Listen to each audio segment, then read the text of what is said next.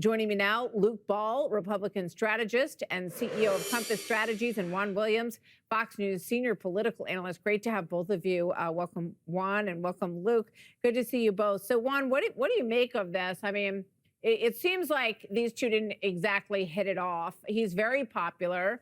And at the time, I mean, it may have felt to her like he was going to upstage her a bit. I think that's right, Martha. I mean, look, it's always great to look behind the political mask and see people really squabbling. It's not Aaron Burr and Alexander Hamilton. Thank goodness. But I think this is very revealing going forward because both of them are likely to be contenders for the 2028 Democratic Party nomination. And, you know, beyond the fact that he's calling her a liar, earlier he has said that she is one of the parties to be blamed for not bringing more attention to President Biden's decline earlier and giving the Democrats a better chance to defeat Donald Trump. You know, it's interesting, Luke, this back and forth is just damaging to these front runners because they're going after each other. They're exposing perhaps some weaknesses. We know John Fetterman has also said this, though, about Josh Shapiro, that he was, quote, too driven by political ambition. He wrote that in his own book, Senator Fetterman. What do you make of this?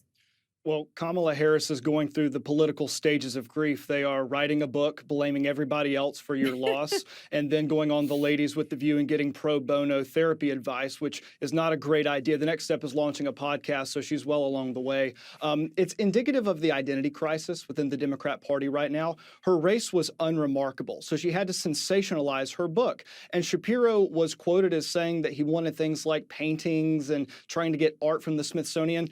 She lost Pennsylvania by like 120,000 votes. She might have been able to push it across the finish line if she had gotten the right VP nominee. I'd have thrown in a couple Picassos in order to become the president. I'd have thrown in a Hunter Biden painting if I had to. So as you start to dissect the last few months and basically go through this process of figuring out what went wrong, the bottom line is identity politics were a factor in her decision-making for VP, and I think it might have ultimately led to her downfall. Yeah, that may be, Juan. We always, love to look back when we cover these stories and see sort of what was going on behind the scenes. And she picked Tim Walz over the objections of some of the people who were overseeing this housing program in Minnesota who said, you got to take a look at this to her team. And apparently they ignored it. But he clearly did not present the threat or overshadowing issue that Shapiro may have.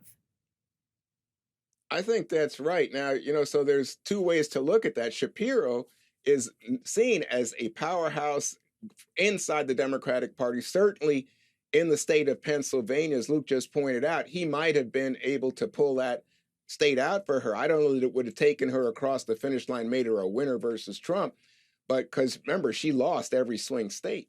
But I do think that it would have helped in Pennsylvania. And in the book, she also goes after Pete Buttigieg and says, well, a gay man, I don't know if I could have handled that given that she is black and married to a Jewish man. I think a lot of that was really nerves at the last minute as she was making that decision.